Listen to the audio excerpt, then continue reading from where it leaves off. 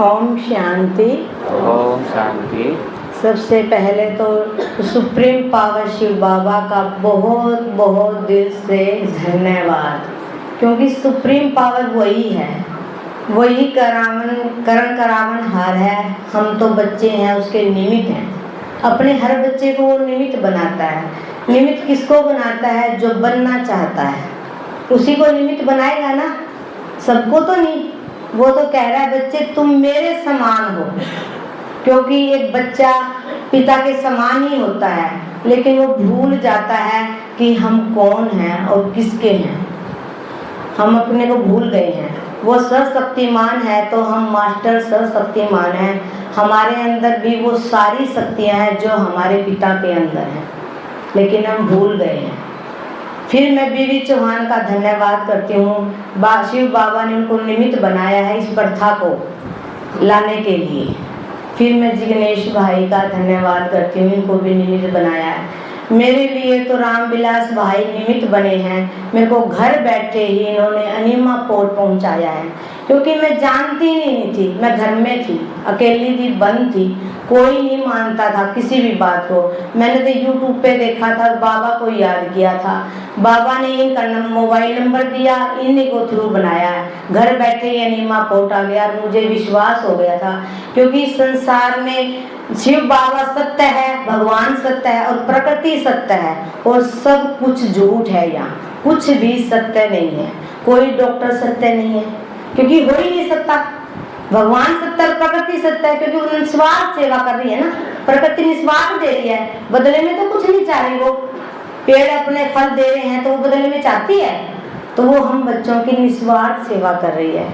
तो मैंने तभी तुरंत विश्वास हो गया था, क्योंकि मुझे सच्चाई बहुत ज़्यादा पसंद है। सच्चाई और सफाई बचपन से ही भगवान ने मेरे जीवन में भरी हुई है, इसीलिए मुझे सच्ची चीज़ पसंद आती है। झूठ मुझे बिल्कुल पसंद नहीं आता था बचपन से ही, लेकिन ये संसार तो झूठ है सब कुछ। इसीलिए मुझे कोई ना जान सका, ना कोई पहचान सका, क्योंकि यहाँ सब कुछ झूठ है। पर जब टाइम आता है ना, तो सत्य तो पास आती है, झूठ भी आती है और सत्य भी आती है, सामने आती है ना। तो एक दिन आया, सच्चाई भी सामने आ गई। तो मैंने तो जिग्नेश भाई को देखा, सबको यूट्यूब पे ही देखा, मैं कहीं नहीं गई थी। मेरे को पता लगा था रामविलास भाई जी ने किया था, तो घर वालों ने बहुत वो उठाया, नहीं जाना नहीं जाना नहीं जाना।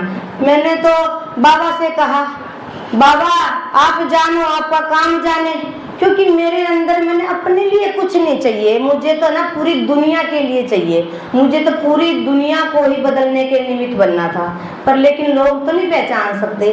सबने अपनी अपनी बात मेरे पर थोप दी, और पर मेरी किसी ने नहीं सुनी।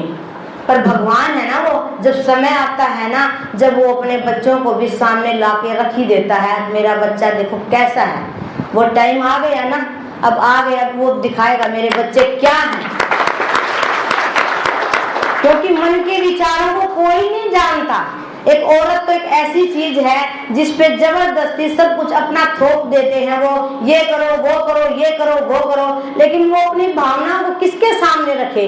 मेरा तो पति मिला था, वो भी बेचारा इतना भोला सीधा था ना, लेकिन उसने तो कभी यही नहीं सोचा कि ये बोल क्या रही है। बोले डिप्रेशन है, इसको डिप्रेशन। डिप्रेशन एक आदमी के मन की भाव ना सुने।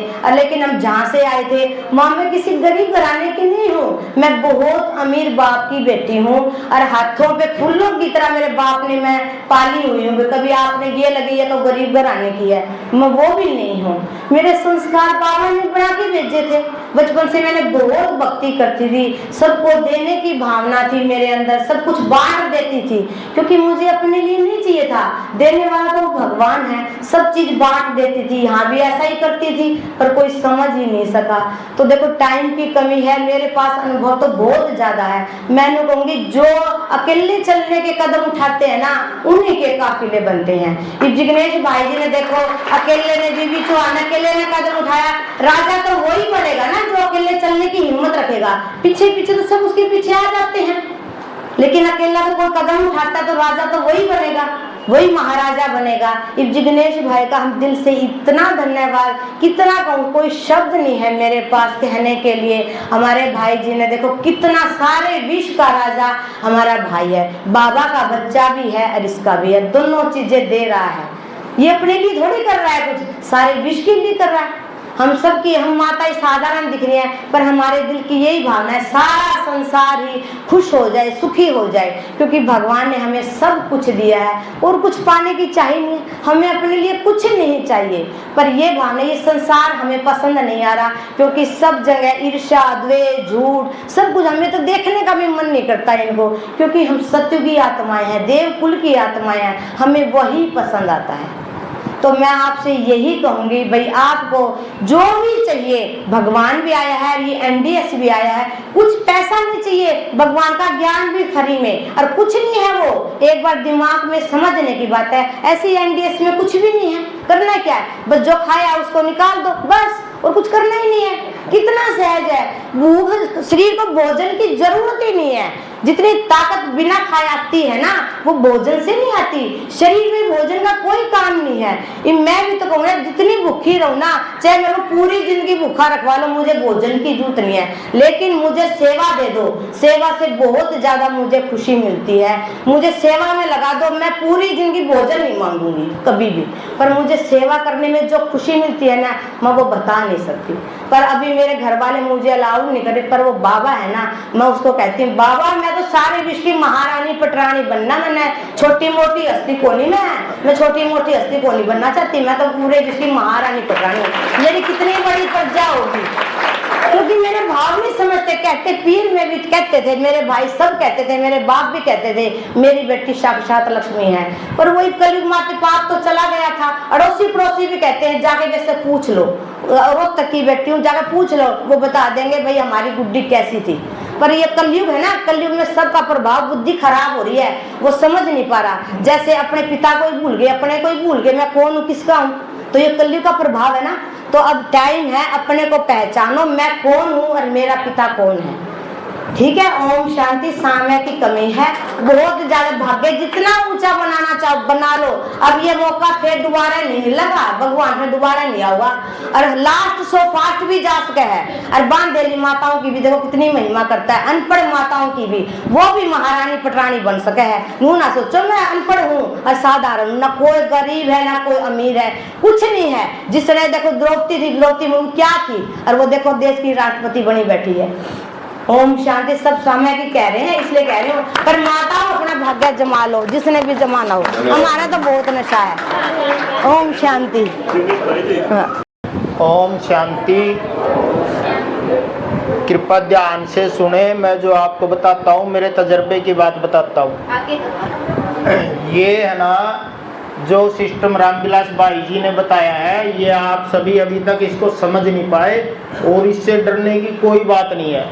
ये बिल्कुल ही सस्ता और आसान तरीका है। जो गणाऊं चार बने, इसमें ज्यादा क्वेश्चन वटवाई पैदा करे, उसका तो ये असर करता नहीं। जे एक बार इसकी यूज कर लगा, इतना आसान, अपने आप आपको मजा आने लग जाएगा। एक बार यूज करके देखो, दोबारा आपने पूछने की जरूरत नहीं। ना कतई डरना कितना पानी चढ़ गया, चाहे 4 चढ़ा लो, 2 चढ़ा लो, 1.5 लीटर का 3 चढ़ा लो, इसका कोई नुकसान नहीं, शरीर में कहीं नहीं जाता उस बड़ी एकांत के सिवाय। डॉक्टर भी सब मिसगाइड करेंगे, ये हो जाएगा, वो हो जाएगा, जख्म हो जाएगा, कुछ नहीं होना जाना। ये सबसे सस्ता, गरीब से गरीब, अमीर से अमीर, कोई फॉलो कर लो। ये है तो चीज 101% सही, मानने की बात है, किसी आत्मा मानना करो ना करो वो अलग बात है। बिल्कुल सस्ता और इतना आसान तरीका है इसका, आप इसको अदरवाइज मत समझना, एक बार यूज जरूर करना, दोबारा किसी की कहने की जरूरत नहीं पड़ेगी, आप खुद ही नहीं छोड़ोगे इसको। रही ये जूस यूज की बात, पहली बात तो आजकल सभी साधन संपन्न है, सबको बनाना आता, सबका घर बना है, निकतई अटबट करने की जरूरत नहीं। गरीब से गरीब, अमीर से अमीर, सभी फैमिलियों में चटनी बनती है। चटनी डब्बे में बनाकर रख लो, 2-3 चम्मच गिलास में गोली पीनी शुरू कर दो, अपने आप जूस भी सीख जाओ, मजा आना शुरू हो जाएगा। वो भी जूस ही है, जूस क्या, बस उसको जैसे चटनी बनाते हैं उसको निचोड़ देते हैं, उस चटनी को निचोड़ लो ज्यादा बारीकी से, उसका ज्यादा मात्रा में जूस निकल जाता है। जैसे मौसमी शरबत खा लो या जूस निकाला तो निचोड़ के पी लेते हो, जूस बन जाता है। शशि बहन अभी अनुभव जिन्होंने सुनाया उनके पति हैं, मैंने तो उसको बहुत दे रहा, रामविलास भाई का डंडा चढ़वाया, वह शिवरना अटेंड करने दीजिए तो जिग्नेश भाई लोग फोन करवाए मैंने, डॉक्टर के भी और भी 2-4 मेरे थे भी ताकतवर साथी अफसर, वो मिला इसने ठाए के ले जाने शिविर नहीं अटेंड करने देते तना, कोई चिंता नहीं ये दुख बैठे हैं। फिर मेरा खुद का समझ में आएगी यह चीज तो है बढ़िया, भाई करना ना करना जिसका बाग में हुआ कर लगा, नहीं डालो। भाई जी का फोन आया था मेरे ऊपर और बोला हमारी धर्म पत्नी वहाँ आ रही है शिविर में, कृपया करके आपसे विनती करते हैं उनको वहाँ से भगा दो। ये इनके शब्द थे।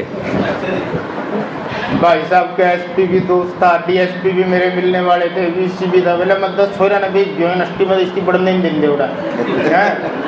फिर मेरा समझ में आएगी मां नाटक का बेल नहीं करनी अपन, तो ये बिल्कुल सही है सारा सिस्टम। मैं तो सिर्फ यही कहना चाहता हूँ, इसका घबराना नहीं, ये प्रोसेस बहुत आसान है, इसको एक बार करोगे नहीं तो बिल्कुल, अगर घर का मेंबर भी कहेगा छोड़ दो आप नहीं छोड़ोगे, जो इसने करना शुरू कर देगा।